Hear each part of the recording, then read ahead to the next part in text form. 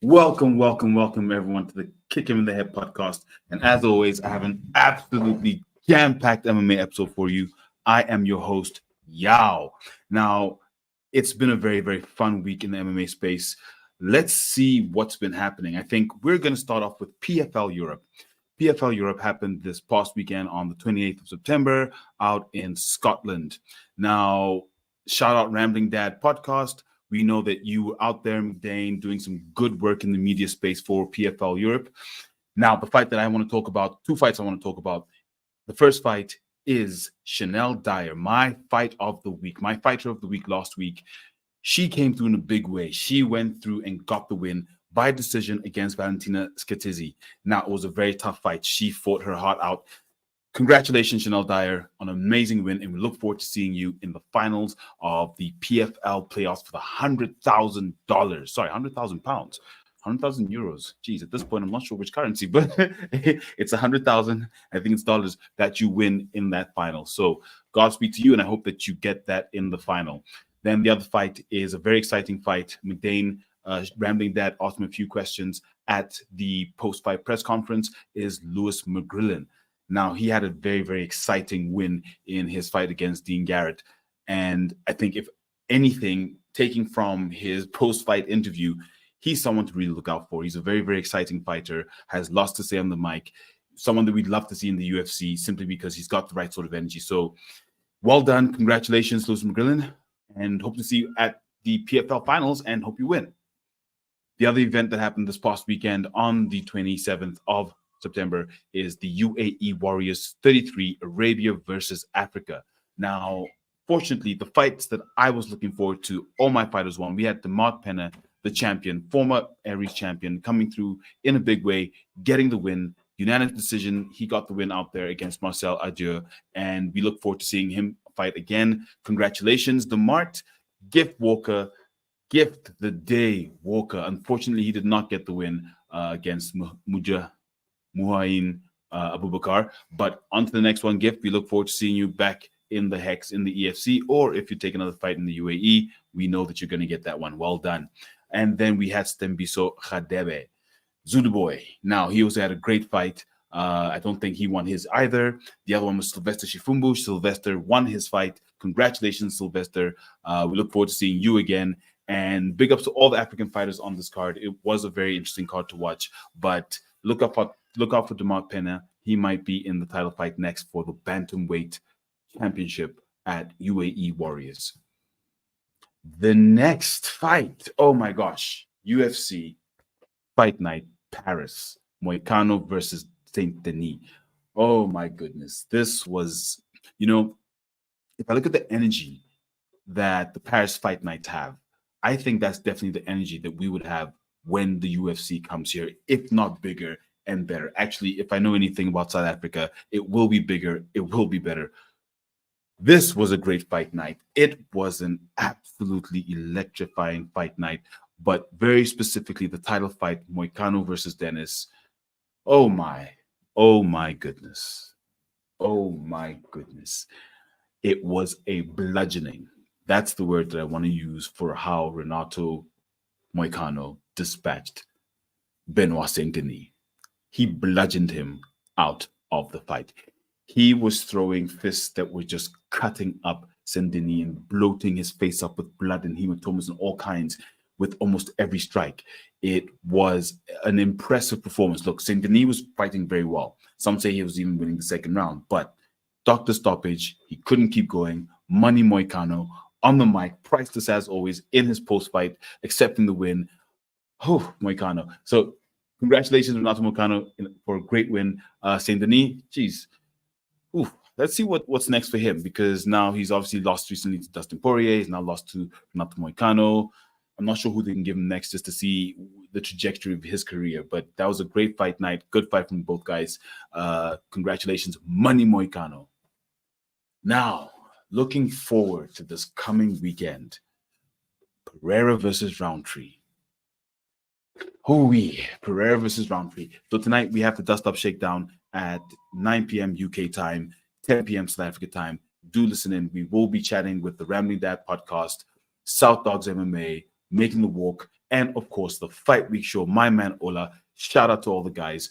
Now, Pereira round 3, UFC 307. 2 title fights on the line. 2 title fights. 2 titles on the line.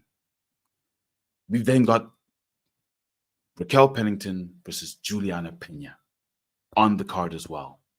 Now, I'm not sure which fight you guys are looking forward to, but for me, definitely and obviously, Alex Pereira versus Khalil Roundtree Jr.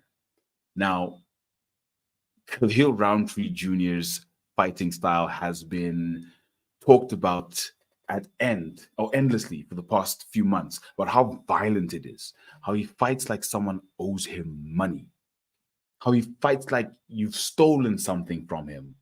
So I'm looking forward to seeing that power against the left hook of death, Poatan Shama Pereira.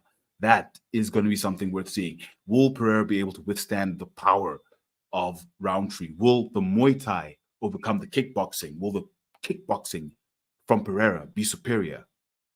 I don't know. And it's mind-blowing. Imagine if Roundtree wins. And obviously, he thinks he's going to win. Imagine if he wins and comes and unseats the unstoppable force that is Alex Poatan Pereira. That fight just has amazing stakes. Number 1, the champion versus number 10.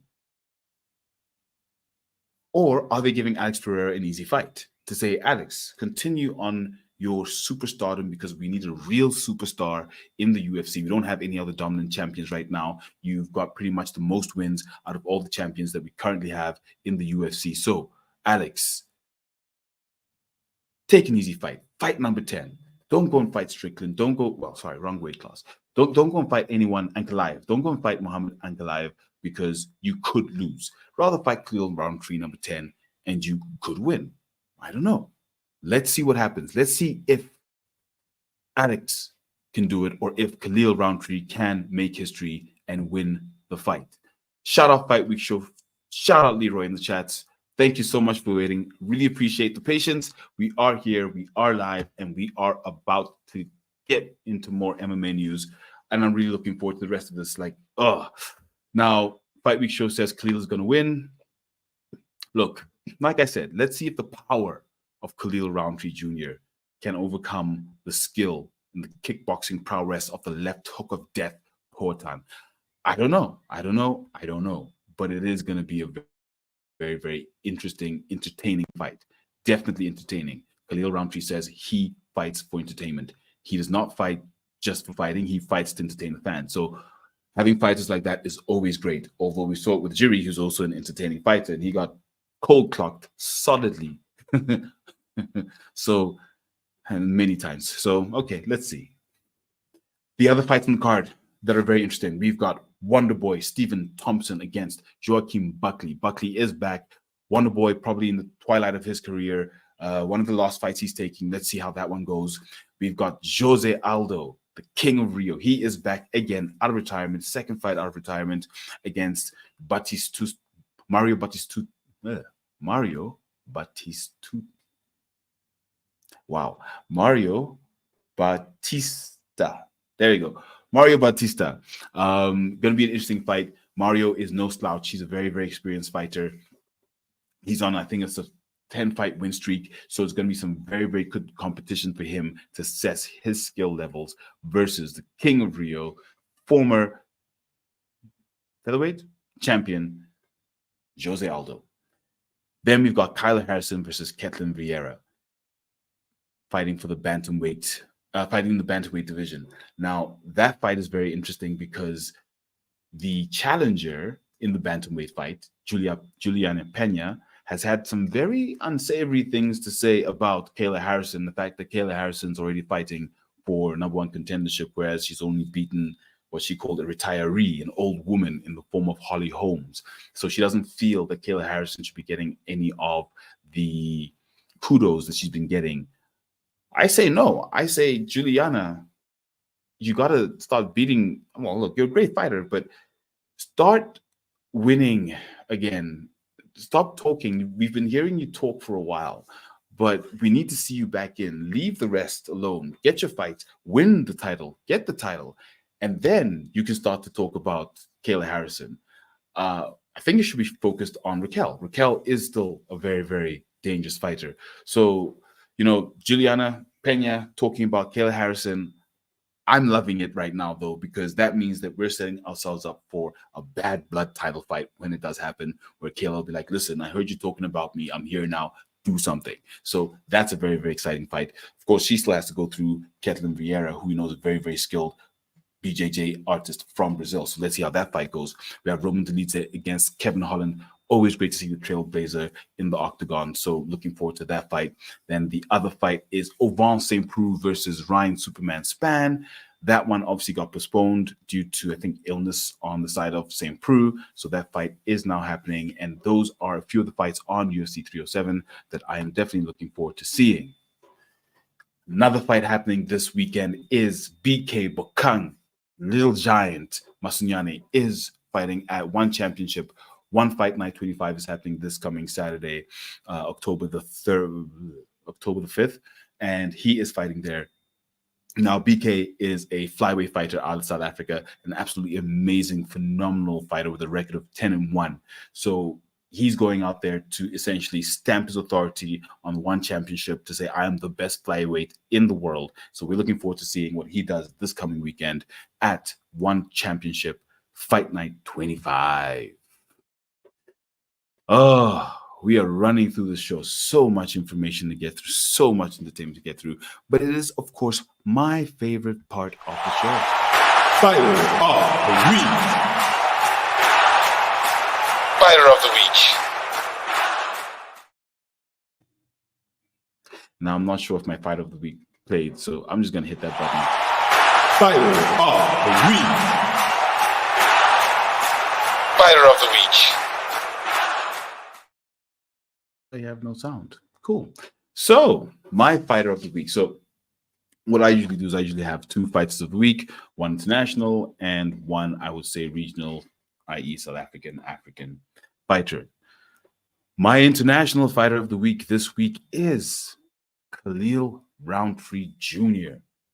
Khalil Rountree Jr. is my fighter of the week this week because he has gotten himself into the position to fight for the light heavyweight title in the UFC. If you hear his story, he came from being a fat cigarette smoker who would drive past the UFC billboards every day because he lives in Vegas every day and see the billboards. And when he got into MMA, he then started to think, I could be there. I should be there one day. And now it has happened. His journey has come full circle. So seeing him in this title fight, looking forward to seeing him in this title fight and looking forward to seeing the violence he can deliver is really why he is my fighter of the week. The other reason he's my fighter of the week is because of our favorite middleweight, loudmouth middleweight, Sean Strickland. Yes, Sean Strickland has had Khalil Rountree Jr.'s name in his mouth this past week. He's been talking about him, saying how much he doesn't really respect him. He thinks Khalil's a bit of a bitch. Let me actually use Sean's exact words. A beta male. Now, Sean Strickland attacked Khalil Rountree for being what Sean Strickland referred to as a beta male, whereas Sean Strickland refers to himself as an alpha male, which I find very interesting because, yes, Mr. Alpha Male, you were crying on a podcast.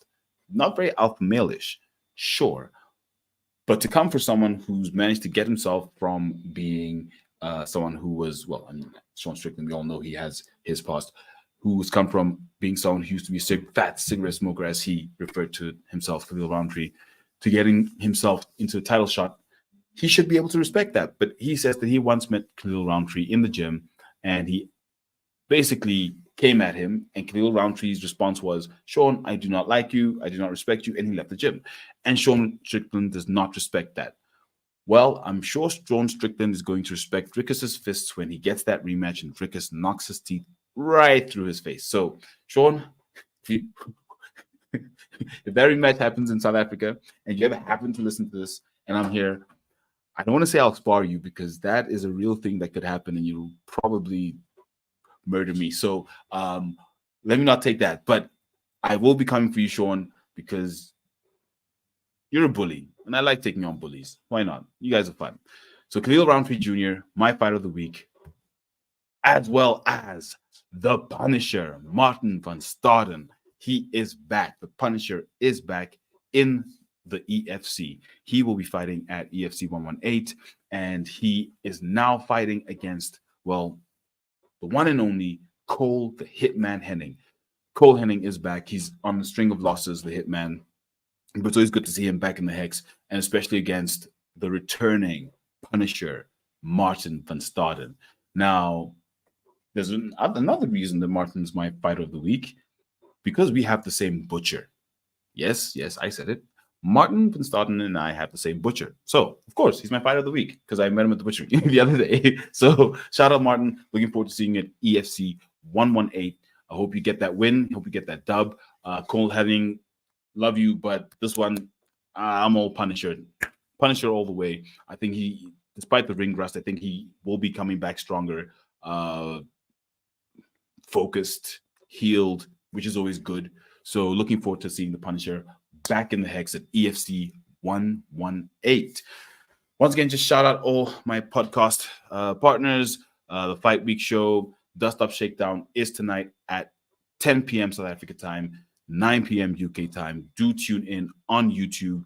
Drop likes, chats. Let us know what you want us to talk about. But I'm looking forward to being on Dust Up Shakedown tonight. Now, there's been something else that's happened this past weekend, is Merab Devashvili's homecoming in Georgia. Now, Merab has recently just returned back home to Georgia with the UFC bantamweight title, which he wrestled away. And I use that word very deliberately, which he wrestled away from Sean O'Malley. Sean O'Malley, who claims that he won the fight. He won at least 1, 3, and 5. Sure, Merab said, okay, come and get your rematch. And then Sean O'Malley said, no, I'm injured. So that's been interesting. But he's now come home. He's taken his title back to Georgia. Georgia now essentially has 2 champions in the form of Merab Devashvili and Ilya Topuria. I'm hoping that South African can come up. Shout out Cameron Simon, one of the other top contenders in the UFC that is from South Africa. Hopefully he can come through, get that bantamweight title from Merab and bring it back home to South Africa. But it's always nice to see a country acknowledging the achievements of their fighters when they win the UFC titles. It really shows that it means something to the people. So it was beautiful to just see Merab going home with his title, celebrating with his people, taking back the UFC bantamweight title. So congrats, Merab. Have a good one. Now, the next thing I want to talk about is Blam B. Now, if you don't know who Blam B is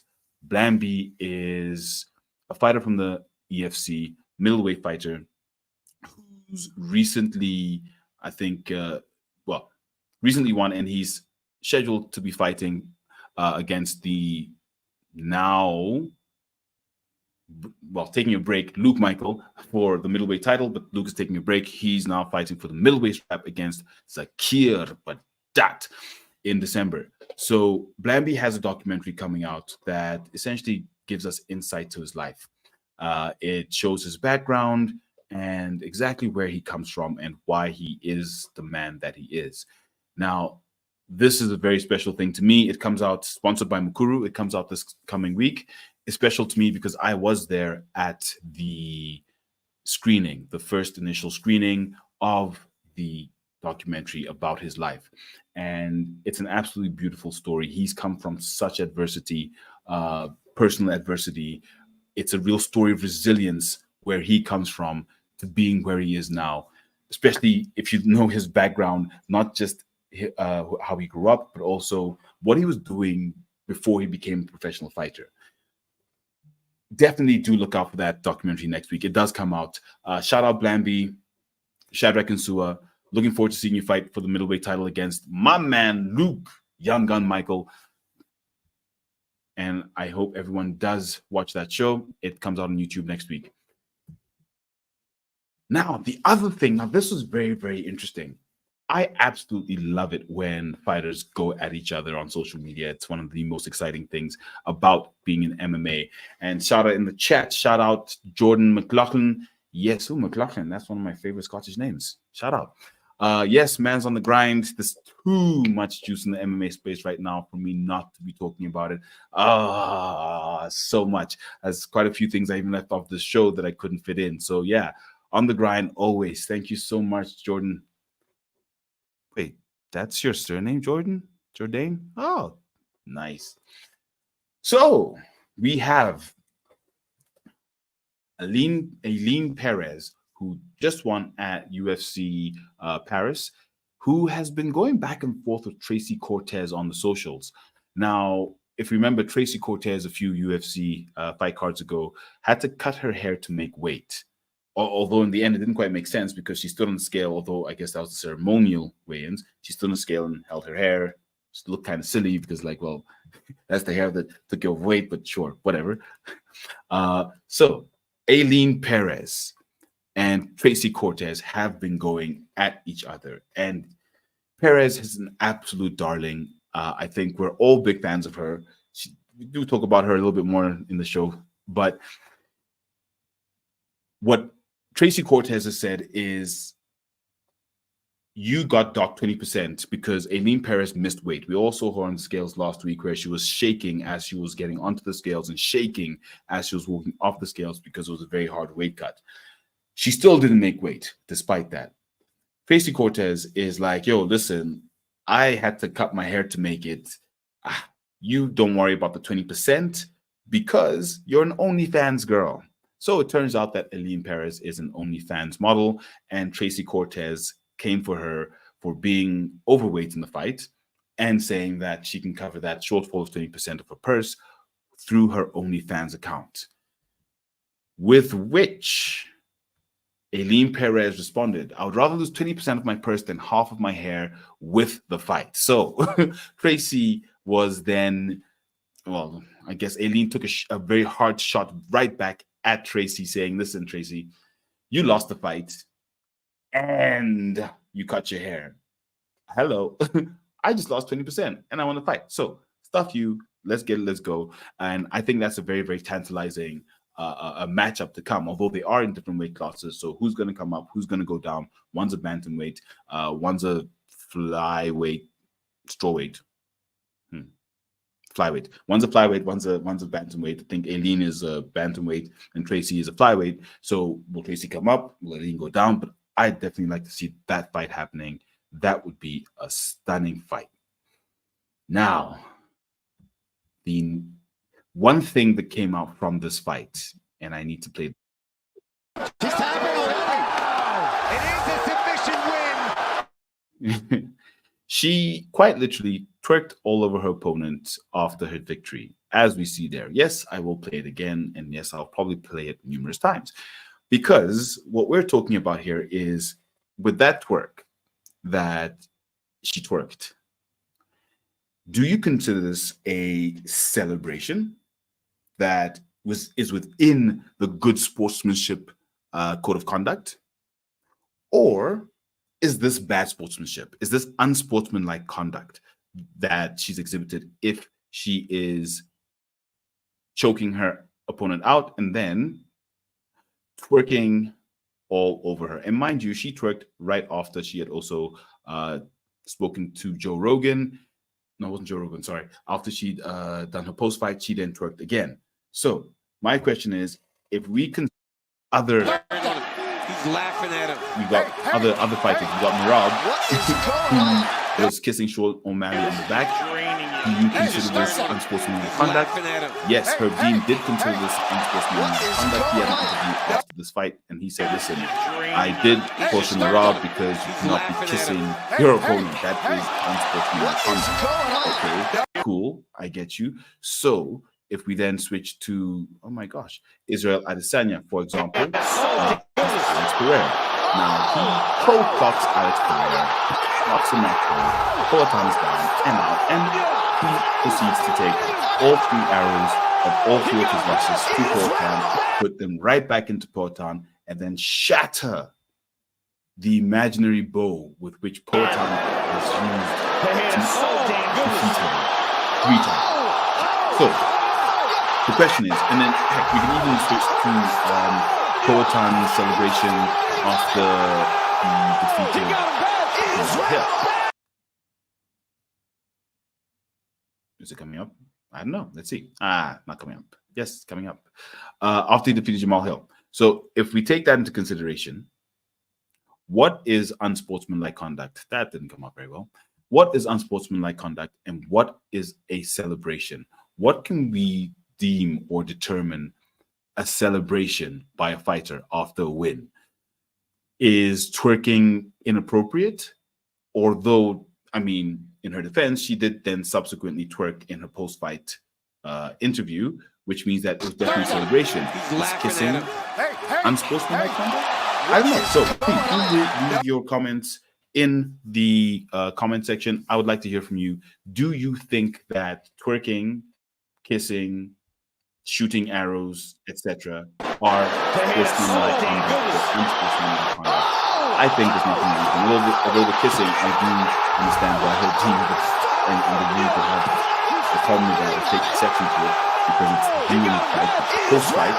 Pretty much anything should count as a celebration, I suppose. Although that's definitely what the UFC works on. Yeah, if you think about Bryce Mitchell, freedom, you know, his intro. So yeah, I guess it's not unsportsmanlike conduct. Let's get it. Let's go all the time. Now, we do have a fight week coming up next week, an EFC fight week next week that I'm looking forward to. EFC 118 is coming up next week. Ooh, what's happened there? Is coming up next week, Thursday, the 10th of October. I hope I have not lost connection. Oh no. The 10th of October, here in Johannesburg, as always, at the EFC World Sport Betting Arena. Now, there are quite a few fights that have already been announced by the EFC, which, I mean, great fights. There's going to be a great card. There's already been one cancelled bout. My fight of the week, Martin van Staden, was supposed to fight against Hanru Botha. He is now fighting against the hitman, Cole Henning, as I said earlier in the show. We also have a fight between Lihle Ngamatwini and Sianda Vilakazi in the flyweight division. The Zulu Warrior in Tando Zondi is taking on Godfrey Feral Spunky Mkonazi. We have already spoken to Feral Spunky. The episode is coming out today or tomorrow. You'll be able to hear exactly how he feels about this fight against the very, very, very talented in Tando Zondi. That's going to be a great fight. Really looking forward to that fight. Then we have Kelvin Smith and Mickey the Mouse Kluter. Now, Kelvin, I think this is probably his third fight this year. He's been putting in the work. It might actually be his fourth fight this year. He's really been putting in the work this year, getting his record there, getting his skill there. So I'm looking forward to seeing him against Mickey Kluter, who we last saw against Tumelo Manyamala, who I hope is recovering from his injury because we still want to see him in that flyweight title fight. But Mickey versus Kelvin, great fight. Looking forward to that one. Billy the Kid Oosthuizen against Rian Dunn in the featherweight division. We have Rian Dunn returning, Billy Perennial. He's now back again, obviously. Looking forward to seeing that fight. That's going to be a good fight. And we have P. Singapani against Jason Calverwell.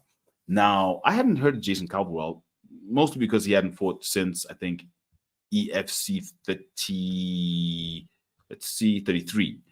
He hadn't fought in EFC since EFC 33, which is essentially like eons at this point. He has a few international fights at Brave and a promotion called Omega, but he's had 5 fights in 10 years. So I hope Peace kind of matches him up. With all due respect, Jason, I mean, 5 fights in 10 years, Peace has fought, I think, twice this year. I mean, he's prime. So you're going in to get mashed up. And so I'm sorry for you, Jason, but that's going to be another good fight. Looking forward to seeing Peace. Always love seeing Peace excommunicado in the Hex. Then EFC 120.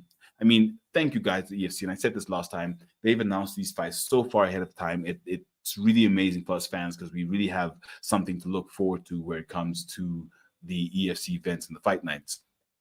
So, as I said, we have Zakir Badat defending his welterweight strap against Luke Young Gun Michael in the EFC at EFC 120.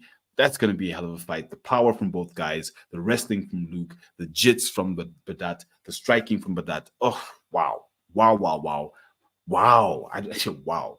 Then we have Felista Mugo versus Jess Munami. GI Jess is back. She hasn't fought since she lost to Alice Ardeline, who is fighting, I think, on October the 18th in the UFC. So she's relinquished her strawweight title, and now the strawweight title is vacant.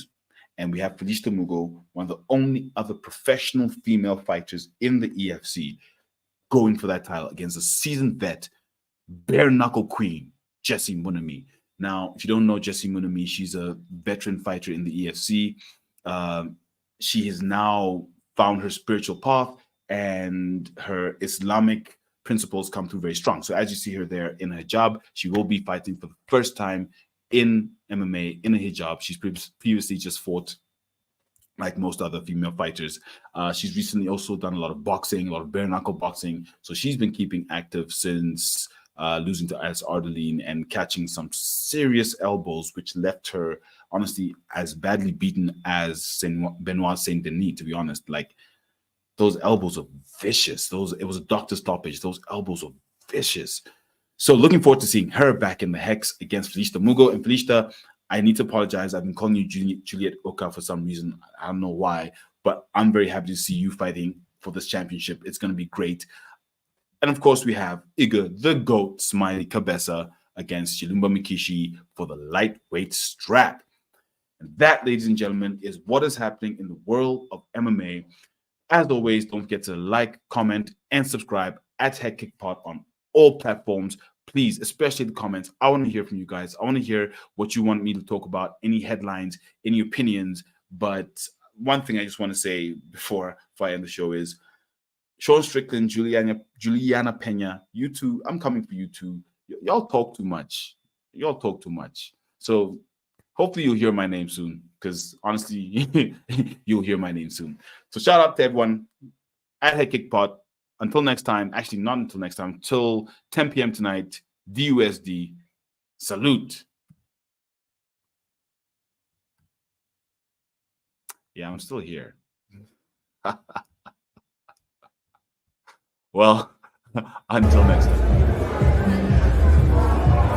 I was too.